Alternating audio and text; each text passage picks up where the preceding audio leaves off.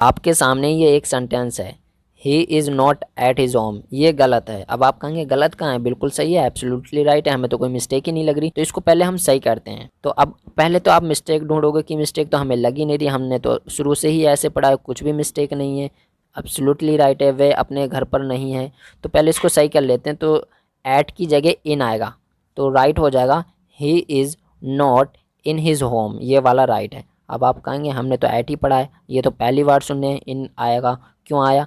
I am at home, क्या ये सही नहीं है? ही इज़ एट होम, क्या ये सही नहीं है? ये दोनों सही हैं, लेकिन जो ऊपर वाला है वो गलत है। अब गलत क्यों है देखिए, होम से पहले हिज आया, यानी कि पजेसिव प्रोनाउन। अब पजेसिव प्रोनाउन से पहले एट का यूज नहीं होता, तो इसकी एट की जगह किसका यूज होता है? इन का यूज होता है, तो इसलिए यहाँ पर इन आया। अगर हिज नहीं होता तो राइट था, ये आपको चीज़ समझना है। हिज नहीं होता तब जाके ये राइट था, तो राइट वन है he is not in his home, ये वाला राइट है। सेकंड एग्जांपल लेते हैं, she is smarter than beautiful. क्या मतलब है इसका? इसका मतलब है वे स्मार्ट है, किससे? ब्यूटीफुल से, यानी कि वे ब्यूटीफुल से ज़्यादा स्मार्ट है। अब आप सोचेंगे इसमें मिस्टेक क्या है, सही तो लग रहा है, कुछ समझ नहीं आ रहा मिस्टेक क्या है, तो इसको पहले सही कर लेते हैं। तो सही कैसे होगा? She is more smart than beautiful, ऐसे ये राइट होगा। अब आप कहेंगे हमने तो कभी सुना ही नहीं ऐसा। नहीं सुना नहीं, इसका मतलब ये थोड़ी ये राइट है। तो इसका लॉजिक अब समझिए, देखिए शी इज़ वह है, अब उसकी दो क्वालिटी के बारे में बात हो रही है, यानी कि स्मार्ट भी है और वो ब्यूटीफुल भी है। तो जब हम कभी भी दो क्वालिटी के बारे में बात करते हैं और एक इंसान यानी कि शी एक लड़की है, उसकी दो हम क्वालिटी के बारे में बात कर रहे हैं, तो वो सेंटेंस कभी भी ऐसे नहीं बनेगा। तो सबसे पहले आपको सब्जेक्ट वर्ब लगा देना, उसके बाद लगाना है आपको मोर, और जो स्मार्टर है इसमें से ई आर हट जाएगा, स्मार्ट रह जाएगा, आगे का सेम रहेगा, देन ब्यूटीफुल। एक एग्जांपल और लेते हैं, he is braver than wise. अब वो क्या है? ब्रेव भी है, बहादुर भी है और बुद्धिमान भी है। तो उसकी हम दो क्वालिटी के बारे में बात कर रहे हैं, कंपेरिजन कर रहे हैं, तो राइट वन क्या हो जाएगा? He is more brave than wise, ये वाला राइट हो जाएगा। अगर मैं आपको एक एग्जांपल दूं, I am better than you या you are better than I, तो ये वाला राइट है। क्यों राइट है? क्योंकि इसको हम ऐसे नहीं बनाएंगे you are better than me नहीं आएगा, आई आएगा। क्यों आएगा आई?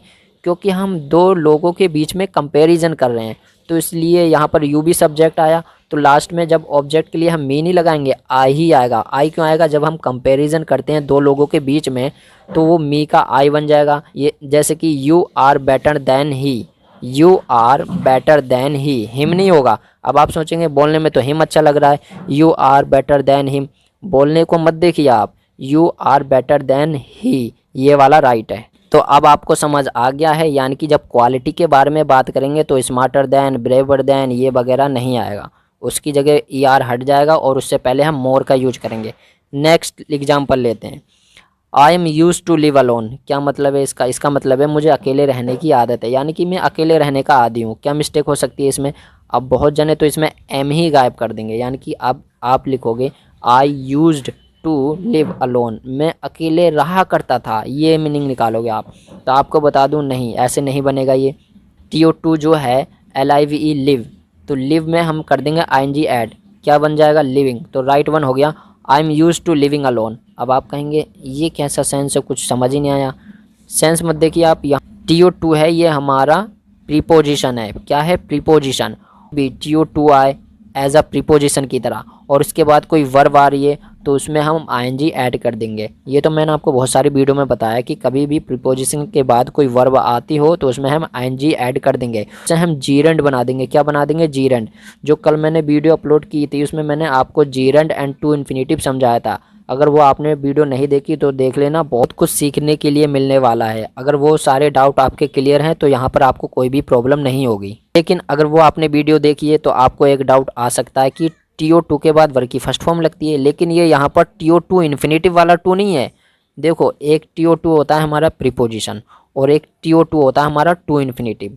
TO2 इन्फिनिटिव की तरह यूज करेंगे तो वर्ब में ING नहीं आएगा। TO2 का हम एज अ प्रीपोजिशन की तरह यूज करेंगे तो वर्ब में ING आएगा। अब आपका क्वेश्चन हो सकता है कि हम पहचानेंगे कैसे कि TO2 एक प्रीपोजिशन की तरह वर्क कर रहा है या फिर TO2 as a to infinitive की तरह वर्क कर रहा है। वो चीज़ें आपको प्रैक्टिस से आएंगी, जैसे जैसे आप प्रैक्टिस करते जाओगे तो वो सारी चीज़ें आपको क्लियर होती जाएंगी। फिलहाल के लिए मैं यहाँ पर आपको एक चीज़ बता दे रहा हूँ, इससे आपको ये चीज़ें क्लियर हो जाएंगी। जैसे जो आया I am use to living alone, तो स्टार्टिंग में आई एम आया, और कभी भी स्टार्टिंग में आई एम दिख जाए और उसके बाद यूज टू दिख जाए, एम की जगह यहाँ पर मैं वॉज भी लगा सकता हूँ, विल भी लगा सकता हूँ, शैल भी लगा सकता हूँ, ये कोई मतलब नहीं है। एम की जगह मैं यहाँ गेट भी लगा सकता हूँ, गॉट भी लगा सकता हूँ, और उसके बाद कभी भी आपको यहाँ उसके बाद यूज टू दिख जाए तो बिना सोचे समझे आपको क्या लगा देना है, वर्ब में आईएनजी लगा देना है। यानी कि कहने का मतलब है सब्जेक्ट के बाद is am are was were will भी शैल भी आए, उसके बाद अगर आप देखो यूज टू, तो बिना सोचे समझे उसके बाद वर्ब में आईएनजी आपको लगा देना है। नेक्स्ट सेंटेंस देखते हैं। नेक्स्ट है cattle was grazing in the field, जानवर जो थे खेतों में चर रहे थे। ग्रेज का मतलब होता है चरना, चर रहे थे। मिस्टेक आपने ढूंढ ही ली होगी, कैटल हमारा प्लूरल है यानी कि जानवर, तो यहाँ पर कैटल के बाद वॉज नहीं आएगा, वर आएगा। Cattle were grazing in the field, ये वाला राइट है। नेक्स्ट सेंटेंस है ही डाइड विद कैंसर, वह कैंसर से मर गया। क्या मिस्टेक है इसमें? प्रीपोजिशन की मिस्टेक है, विद की जगह ऑफ आएगा। He died of cancer. अब आप कहेंगे ये सूट नहीं कर रहा, सूट मत देखिए, सूट कर रहा नहीं कर रहा। कभी भी जो स्पॉट द एरर के जो क्वेश्चन होते हैं, सेंटेंसेस होते हैं एरर डिटेक्शन के, उसमें कुछ भी सूट नहीं करता। सूट आप देखते रह जाएंगे तो आपको समझ ही नहीं आएगा। इसका मैं लॉजिक बता देता हूँ। ही डाइड ऑफ कैंसर, कभी भी जब कोई भी इंसान किसी भी बीमारी से मरता है तो उसके लिए हम डाइड के साथ ऑफ का यूज करते हैं, ये फिक्स है प्रीपोजिशन। नेक्स्ट सेंटेंस लेते हैं। We discussed about the problem, क्या मतलब है? हमने प्रॉब्लम के बारे में चर्चा की, यही मीनिंग है। क्या मिस्टेक हो सकती है इसमें? तो इसमें मैं आपको बता दूं मिस्टेक है, अबाउट यहाँ पर नहीं आएगा। अब आप कहेंगे अबाउट क्यों नहीं आएगा? हमने प्रॉब्लम के बारे में चर्चा की, समस्या के बारे में चर्चा की, हिंदी में के बारे में आ रहा है तो इंग्लिश में अबाउट ही बोलते हैं इसको। कुछ समझ नहीं आया, गलत क्यों है? तो देखिए जो डिस्कस्ड है ये हमारा यहाँ पर वर्ब की तरह काम कर रहा है, ठीक है। और कभी भी जब इसको हम वर्ब की तरह काम में लेंगे तो इसके बाद अबाउट का यूज नहीं करते, लेकिन डिस्कस को हम डिस्कशन बना दें यानी कि नाउन की तरह यूज कर लें। मेरा मतलब है जब डिस्कस्ड को डिस्कशन बना देंगे, नाउन की तरह यूज करेंगे, तो उसके बाद हम अबाउट का यूज करेंगे। एग्जाम्पल देता हूँ।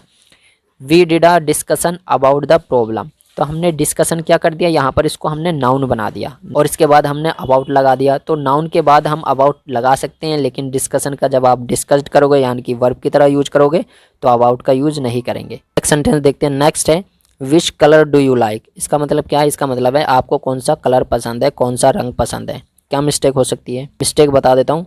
विच की जगह व्हाट आएगा, what colour do you like. अब आप कहेंगे ये कोई मीनिंग तो कुछ और ही दे रहा है, आपको कौन सा कलर पसंद है, कौन सा के लिए तो विच ही आता है, व्हाट थोड़ी आता है। तो आपको बता दूं जो कलर जब हम बात करेंगे ना आपको कौन सा कलर पसंद है तो इसके साथ फिक्स है व्हाट ही लगता है, what colour do you like. Next the thief attacked on the boy, चोर ने क्या किया? बॉय पे अटैक्ड कर दिया यानी कि हमला कर दिया, ठीक है। क्या मिस्टेक है? देखिए अटैक्ड यहाँ पर हम किसकी तरह यूज कर रहे हैं? वर्ब की तरह। जब अटैक का हम वर्ब की तरह यूज करेंगे तो उसके बाद हम ओ एन ऑन का यूज नहीं करेंगे, लेकिन जब हम अटैक का यूज एज अ नाउन की तरह करेंगे तो हम ऑन का यूज करेंगे। जैसे मैंने आपको डिस्कस्ड में पहले ही बता दिया था, जैसे कि डिस्कस का हम वर्ब की तरह यूज करेंगे तो अबाउट नहीं आएगा, लेकिन हम नाउन की तरह करेंगे तो अबाउट आएगा। सेम कॉन्सेप्ट इसमें भी है। अटैक का हम वर्ब की तरह यूज करेंगे तो क्या ऑन नहीं आएगा, लेकिन हम नाउन की तरह करेंगे तो ऑन आएगा। एग्जाम्पल देता हूँ। The thief attacked the boy, ये वाला राइट है। There was an attack on the boy, तो देखिए आप वॉज यहाँ पर हमारा वर्ब आ गया, एन अटैक, एन हमारा आर्टिकल है और आर्टिकल के बाद आपको पता है ये नाउन आता है। तो अटैक हमारा नाउन हो गया, तो नाउन के बाद हम ऑन का यूज कर सकते हैं यहाँ पर, क्योंकि अटैक का एज अ नाउन की तरह यहाँ पर यूज हुआ है तो इसलिए हमने यहाँ पर ऑन लिख दिया, तो अब जाके ये राइट है। नेक्स्ट सेंटेंस लेते हैं। He ordered for 2 cups of coffee, क्या मिस्टेक है? सेम कॉन्सेप्ट है इसमें भी। ऑर्डर का यूज अगर हम वर्ब की तरह करेंगे तो FOR 4 का यूज नहीं होगा। पहले इसको सही कर लेते हैं।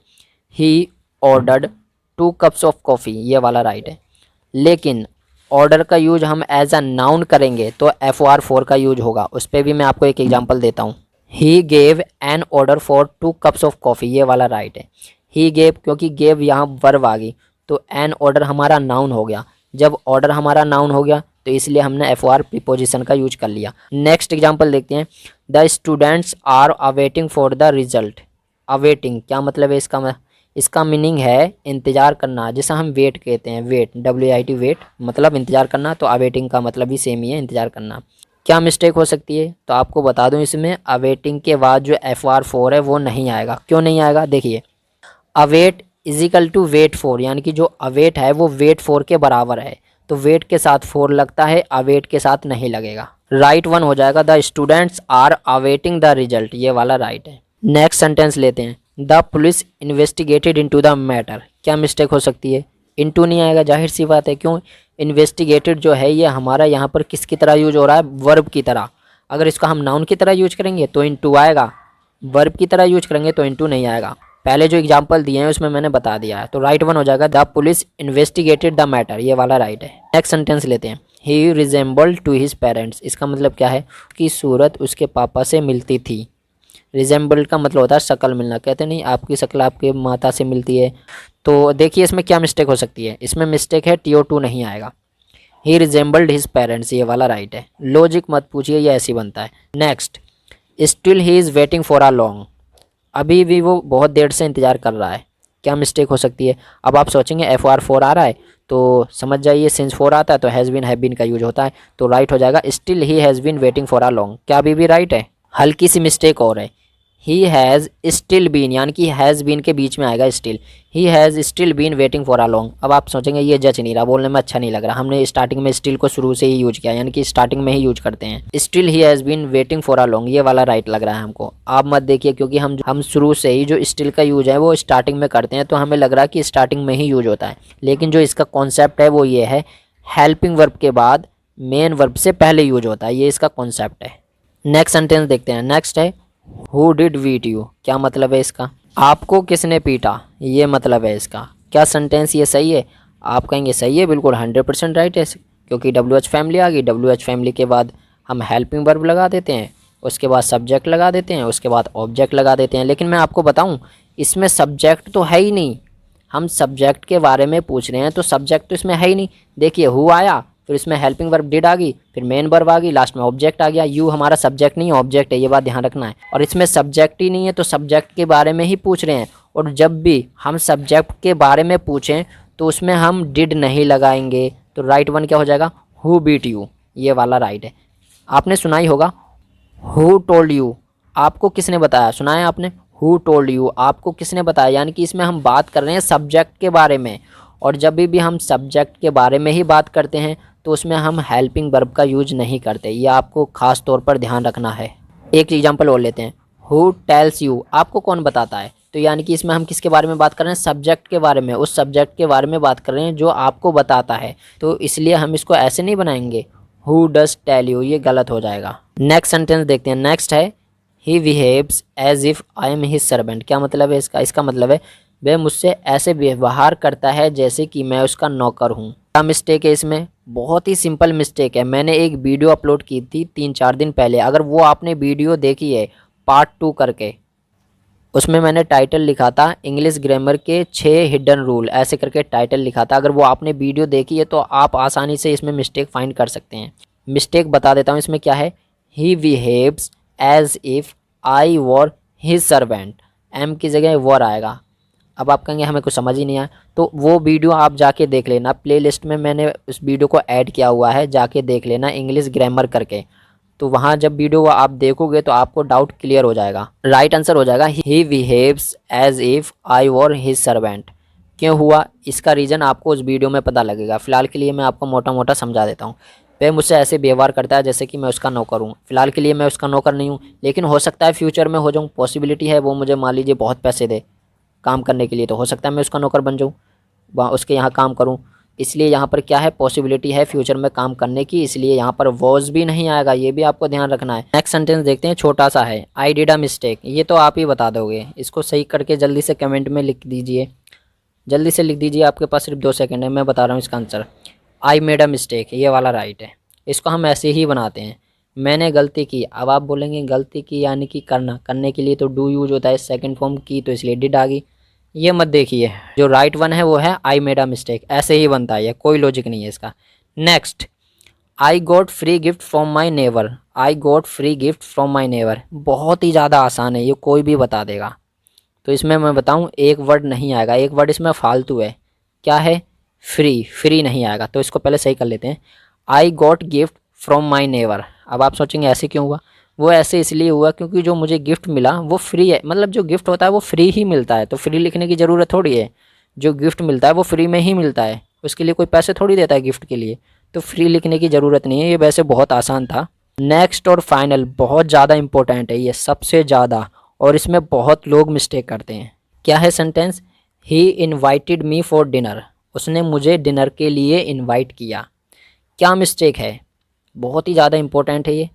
मिस्टेक आपको ढूंढ के बतानी है, जल्दी से कमेंट में लिख के बता दीजिए अगर आपको पता है। चलिए मैं बताता हूँ। तो पहले इसको सही कर लेते हैं। He invited me to dinner. आप कहेंगे टू डिनर, ये कोई सेंस नहीं दे रहा। के लिए तो फॉर का यूज होता है ना, उसने मुझे डिनर के लिए इन्वाइट किया, के लिए FR4 का यूज होता है। नहीं, FR4 का यूज होता है के लिए, लेकिन यहाँ पर 4 नहीं आएगा, TO2 आएगा। क्यों आएगा? क्योंकि यहाँ पर TO2 एक प्रीपोजिशन है। प्रीपोजिशन का मतलब समझ रहे हो, आपको मैंने पहले ही बता दिया। और यहाँ पर उसके बाद देखिए नाउन आ गया डिनर। प्रीपोजिशन के बाद हमेशा नाउन आएगा, चाहे वो जीरेंड वाला हो या फिर ये डिनर सिंपल नाउन है, ये तो आपको पता ही है। अब कभी भी जब हम किसी को भी इनवाइट करते हैं डिनर के लिए, कॉफ़ी के लिए, लंच के लिए, तो उससे पहले TO2 का यूज करते हैं, FR4 नहीं आता। तो राइट वन है he invited me to dinner, he invited me to lunch, he invited me to breakfast. इस तरीके से बनते हैं ये सारे सेंटेंस, कोई लॉजिक नहीं है इसका। TO2 फिक्स है यहाँ पर। अगर आपको कुछ नया सीखने के लिए मिला है तो वीडियो को लाइक कर देना। कोई डाउट आया हो तो कमेंट में लिख के पूछ सकते हैं। मिलते हैं नेक्स्ट वीडियो में अच्छे टॉपिक के साथ।